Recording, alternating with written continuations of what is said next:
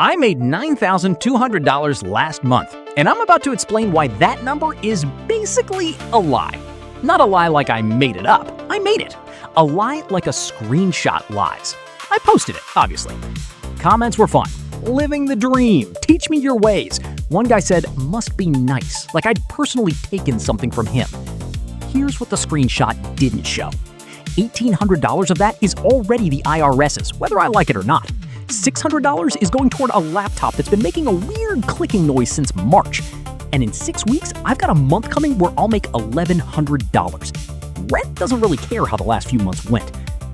I'm not lying about the $9,200. I made it. I just don't get to keep as much of it as the screenshot implies. My bank account and my Instagram story are not on speaking terms. This is the gap between what you earn and what you actually keep. Once you see it, it's hard to unsee. 2 years ago, I had a salary job. Steady, predictable, not exciting, but the paycheck showed up the same day every 2 weeks and I never had to think about it once. Then I went freelance. Best months now hit $9,000. My friends do the math out loud. That's over $100K a year. You're basically rich. Like they've never had a $1,400 month in their life. Which, fair, they haven't. I have. Because I don't get $9,000 twice in a row. Some months, it's $2,000. The line doesn't go up steadily, it just jumps around. My brain remembers the peak, not the average, so the slow months don't feel normal. They feel like I did something wrong. Here's the first lie freelancing tells you, that your income is your best month. It isn't. It's your worst month, times 12 with some luck mixed in. So where does the money go? Not vacations, not impulse buys. 4 things, quiet enough that most people never clock them. Leak 1. The employer I fired. When I had a job, my employer paid for things I never had to think about. Half my payroll tax, health insurance, sick days, a small 401k match sitting there in the background. Now I am the employer, which means I'm also the employee who conveniently never gives myself any of that. Very generous of me. The money didn't disappear, it just never showed up in the first place. Leak 2. The tax timer. A paycheck has taxes taken out before you ever see them. Mine just sits in my account, looking like it's mine.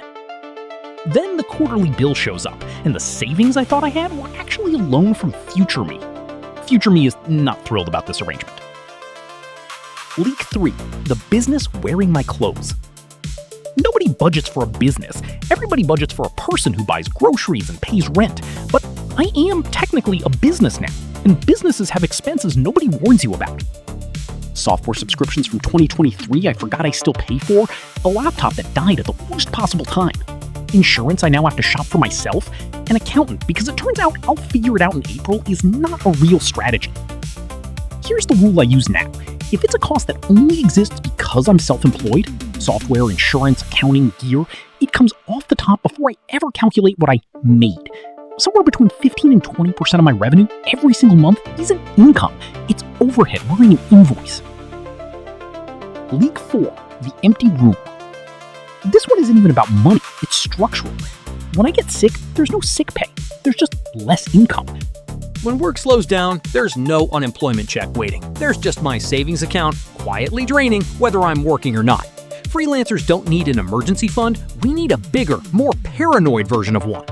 Add it up, the benefits I wasn't getting, the taxes I was floating, the tools I was paying for, the safety net that didn't exist, and my real hourly value wasn't $9,000 a month. Most months, it was close to my old salary, sometimes less.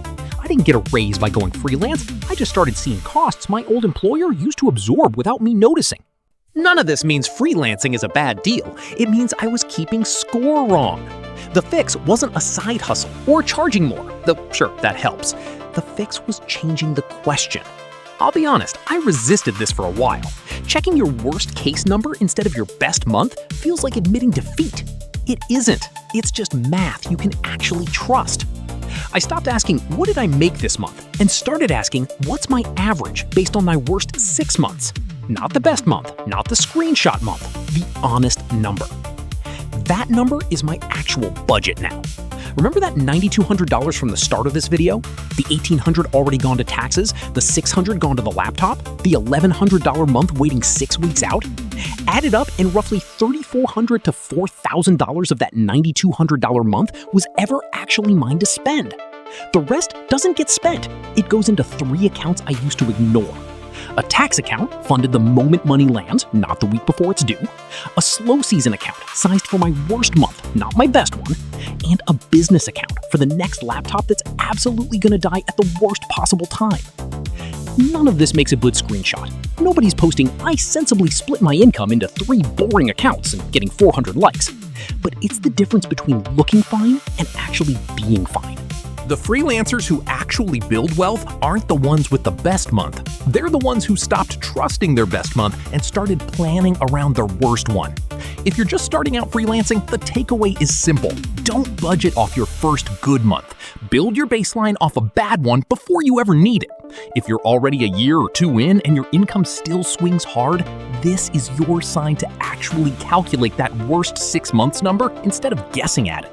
And if you're already stable, doing this well, and reading this thinking, "Yeah, I already do this," you're the exception, not the rule. Most people don't, and that's genuinely the whole video. I still get $9,000 months. I just don't believe them the way I used to. If you're freelancing or thinking about it, the hard part was never landing the client. It's not spending money you haven't actually made yet. I break down stuff like this, the parts of freelance finance nobody explains, every week. If that's useful, stick around for the next one.